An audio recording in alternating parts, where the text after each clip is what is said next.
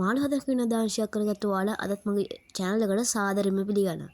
අද මම කතා කරන්න යන්නේ මං ගාව ඉන්න ඔයාලා ගාත් සමහරක් විට ඉන්න පුළුවන් හොඳ ඇති කරන්න අපහසු නැති සරලවම ඉක්මනින්ම බ්‍රීඩ් වෙන මාළු జాතියක් කරන මොසැම්බික් මාළු జాතිය කරන.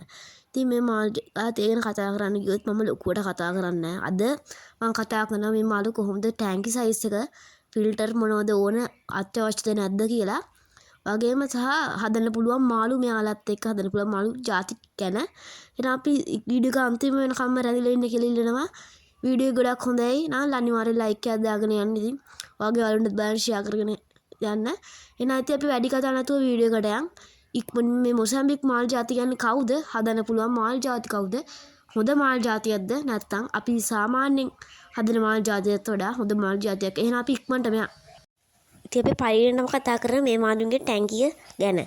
මෙයාට ටැංකියකට වඩා පොන්ඩ් එකක් දෙනවා නම් තමයි ගොඩක් හොඳ. මොකද මේ මාළු జాතිය ගොඩක් ලොකු වර්ධනයක් නිසා ටැංකියකට වඩා පොකුණක වර්ධනය වීම දෙන එක වඩාත්ම සුදුසුයි. මොකද මොසැම්බික් කියන මාළු జాතිය තිලාපි කියන මාළු జాතියන්ගේ ළඟම නෑ තමයි මොසැම්බික්. තිලාපි කියන්නේත් මොසැම්බික්ලා වගේම මාළු జాතියකට තමයි මොසැම්බික්ලම කියන්නත් පුළුවන් අපිට. ඉතින් මම සක්විතින් ෂොප් වල පොඩි අය දකින්න ඔයාලට පොඩි අය සයිස් එකකින් ගන්න පුළුවන්. ඉතින් පොකුණක් දෙනවා නම් වඩාත් හොඳයි. ඉක්මනට බ්ලොක් කරගන්න පුළුවන් පොකුණක් මෙයාලට දෙනවා නම්. ඉතින් මේ මොසැම්බික්ලා ගැන කතා කරන්න ගියොත් ටැංකියට කතා කරොත් පොන්ඩ් එකක් දෙන්න. මගේ මතේ නම් පොන්ඩ් එකක් දෙන්න ටැංකිය කවුලක් නැහැ. ටැංකියක් දෙනවා නම් ලොකු ටැංකියක් දෙන්න. මොකද මෙයාලි ලොකු වර්ධනයක් කරනවා. ඉක්මනට වර්ධනයක් කරන මාළු జాතියක්. ඉතින් එහෙනම් මොසැම්බික්ගේ ටැංකිය ගැන කතා කරන්න තියෙන්නේ ඔච්චරයි. ඉතින් මම මේ මාළු జాතියන්ගේ ඊළඟට කතා කරන්න හිතුවා කෑම ගැන. මොකද කෑම කියන දේ මේ මාළු జాතියට අත්‍යවශ්‍යම දෙයක්. මොකද ගොඩක් කනවා මේ මාළු జాතිය මං ගාවත් ඉන්නවා. ඉතින් ඒක නිසා ලොකුවට මේ මාළුන්ට කෑම නම් බලපානවා.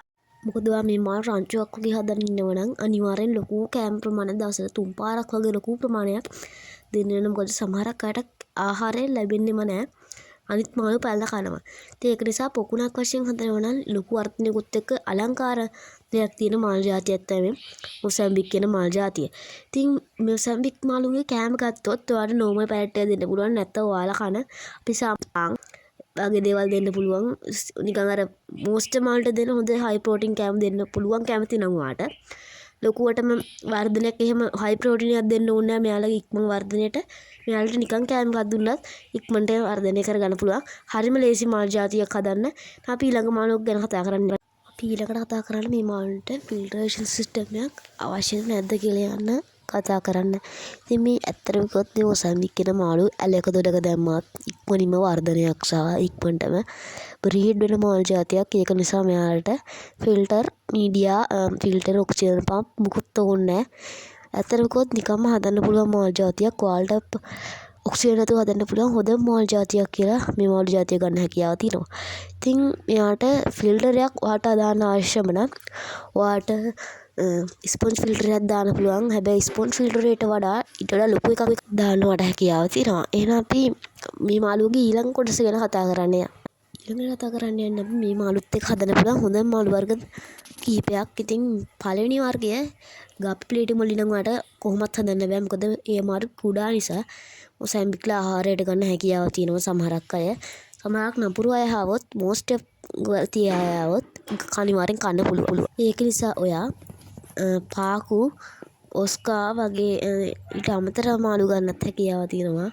ඔයාගේ මතයට ඉන්න මාළු ඉන්නවා නම් තව කමෙන්ට් කරන්න. මොකද මම පාකු මාළු වගේ මාළු හදන්න හැකියාව තියෙනවා. ඒක නිසා ඔස්කා පාකු හදන්න පුළුවන්. තව මෝස්ටර් මාළු හදන්න පුළුවන්. ඊට අමතරව ඔයාට මලායි වගේ සික්ලිඩ් මාළු හදන්න හැකියාව තියෙනවා. සික්ලිඩ් ඕන ජාතිය මාළු ජාතියක් හදන්න පුළුවන්. මොකද මලාවි කියන්නේ සික්ලිඩ් එකක්. මලාවි සික්ලිඩ් කියලා තමයි මෙයාලා හඳුන්වන්නේ. ඉතින් ඔයාලට මලාවි හදන්න දැන් අදහසක් තියෙනවා නම් අනිවාර්යෙන් අදහසක් තියෙද කියලා පහලින් කමෙන්ට් කරන්න. එහෙනම් වීඩියෝ එක අවසානට එනවා අපි. එහෙනම් අපි වීඩියෝ එක අන්තිමට ගැන කතා කරමු. මම අන්තිම වශයෙන් කතා කරන්නේ අපි පොඩි මේන් එකක් කරනවා. සති දෙකක දවස් සති දෙකක ප්‍රමාණයක් ඔයාලලා දෙනවා. මම රිටේල් කැට්ෆිෂ්ද එල්ලිචර් බයිෂද ගන්න කියලා පහලින් කමෙන්ට් එකක් දාන්න. ඔයාලගේ මතයට තමයි මම ඉස්සෙල්ලම මාළුව ගන්නෙ. ඉතින් එල්ලිචර් බයිද සෙලගල් එල්ලිචර් බයිෂද රෙඩ් ටේල් කැට්ෆිෂ් ටික්ස් ගන්න කියලා ඔයාලා කමෙන්ට් කරන්න පහලින්. එල්ලි චේර් බයිෂර් නම් එල්ලි බයිෂර් කියලා ගහන්න. රෙඩ් ටේල් කැට්ෆිෂ් නම් රෙඩ් ටේල් කැට්ෆිෂ් කියලා යටින් ගහන්න. ඉතින් ඕක තමයි අපේ ඔයාලට තියෙන වැඩේ. සති දෙකක කාලයක් දෙනවා මම වීඩියෝ එක කළා. ඔයාලගේ වැඩිම කමෙන්ට් සංඛ්‍යාවක් තියෙන කට්ටියට තමයි දිනන්නේ. ඉතින් කමෙන්ට් කරලා තියෙන කට්ටියගේ කැමති මාල් ජාතිය ගන්නවා අපි. මම රෙඩ් ටේල් කැට්ෆිෂ් වැඩිම කමෙන්ට් කරන තිබ්බ රෙඩ් ටේල් කැට්ෆිෂ් ගන්නවා. එලි චේර් බයිෂර් කට්ටිය වැඩිම කමෙන්ට් තියෙනවා නම් එලි චේර් බයිෂර් ගන්නවා. ඉතින් ඕක තමයි වැඩේ. කමෙන්ට් කරන්න කියලා ඉල්ලනවා. එහෙනම් අලුත් වීඩියෝ එකක් ඕන නම් ඒකටත් පහලින් කමෙන්ට් කරන්න. එහෙනම් වීඩියෝ එක හොඳයි ලයික් කරන්න. එහෙනම් අලුත් වීඩියෝ එකක් හම්බෙමු. ඉතින් ඔයාලට සුබ දවසක්.